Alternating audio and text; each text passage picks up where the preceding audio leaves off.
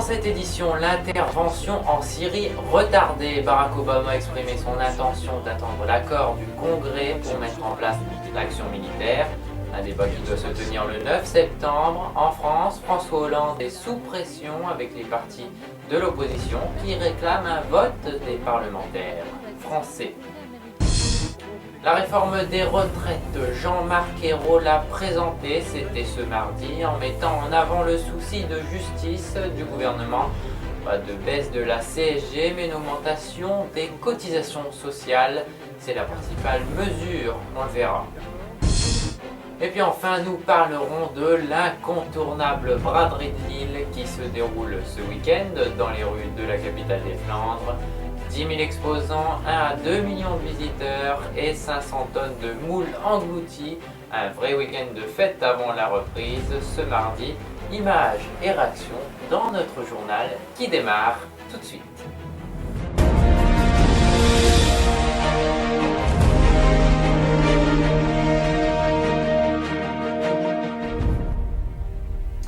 Bonjour à toutes et à tous et bienvenue dans ces grands faits de la semaine. On débute donc avec le dossier sur la Syrie et le président américain Barack Obama a donc pris le monde par surprise ce samedi en annonçant sa décision de principe de frappe contre la Syrie, mais pas avant un feu vert du Congrès, écartant ainsi une action militaire à court terme. On écoute le président américain. Après une délibération sérieuse, j'ai décidé que les États-Unis devaient mener une action militaire contre des cibles du régime syrien. Nous n'enverrons pas de soldats sur le terrain.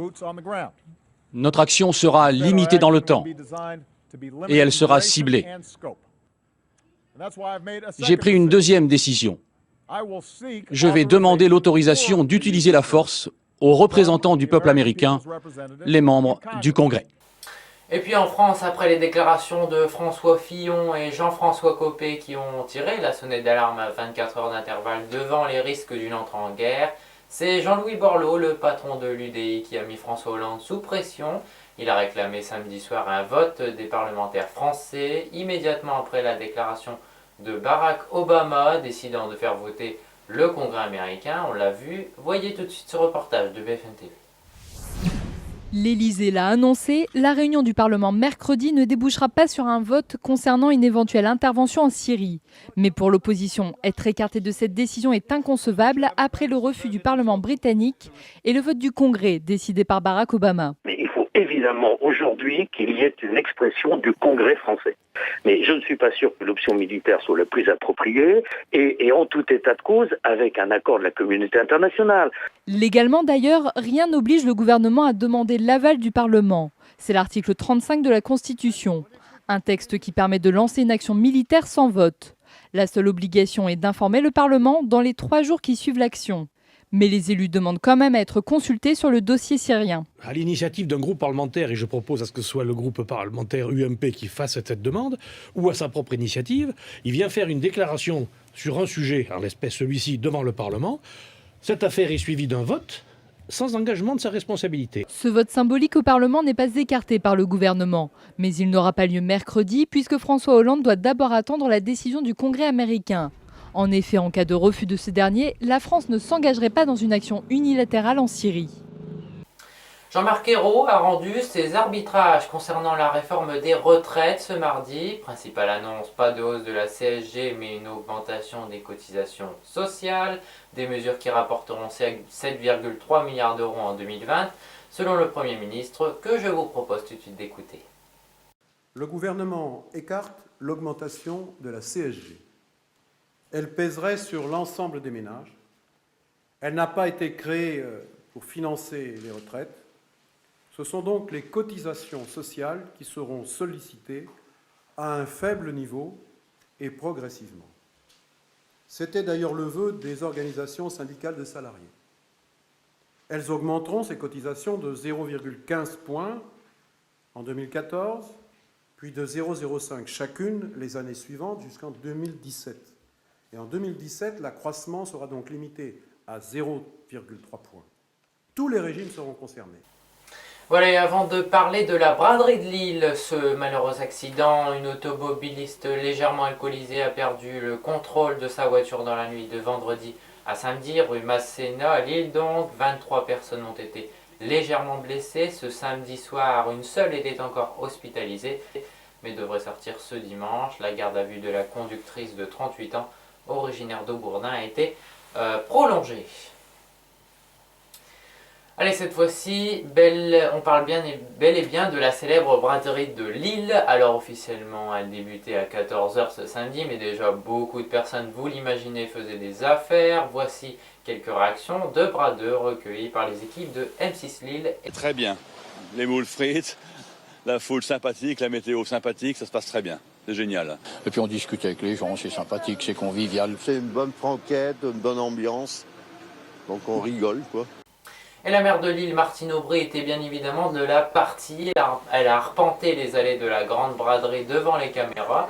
Martine Aubry a rappelé la convivialité et l'ambiance bon enfant de cet événement populaire. Écoutez-la.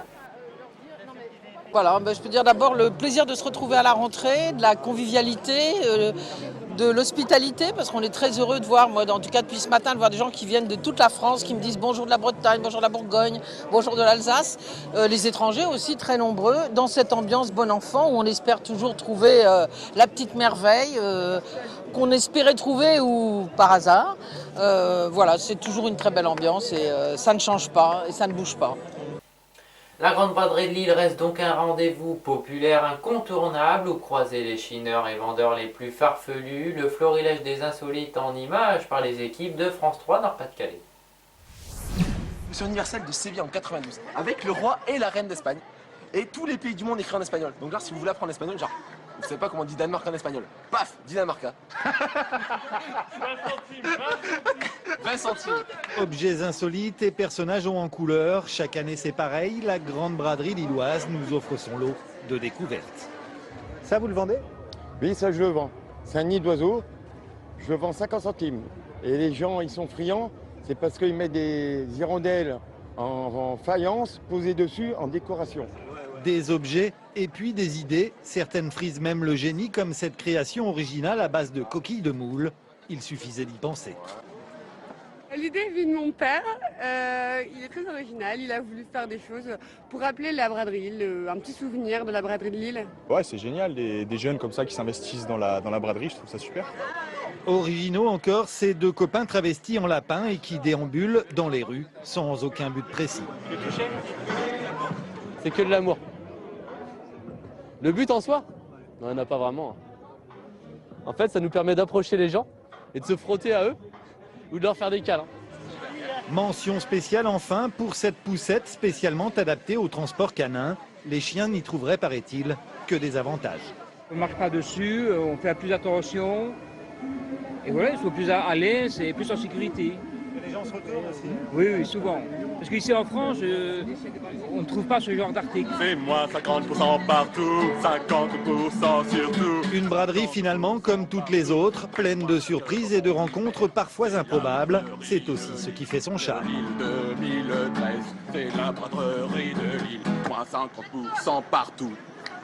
Ouais. Voilà, c'est comme ça qu'on va nous donner.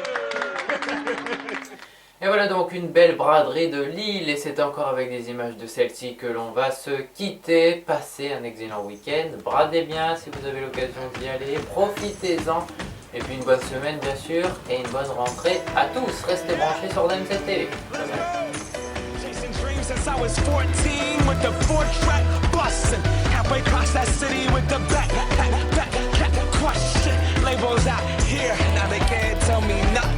We give that to the people, spread it across the country. Labels out here, now they can't tell me nothing.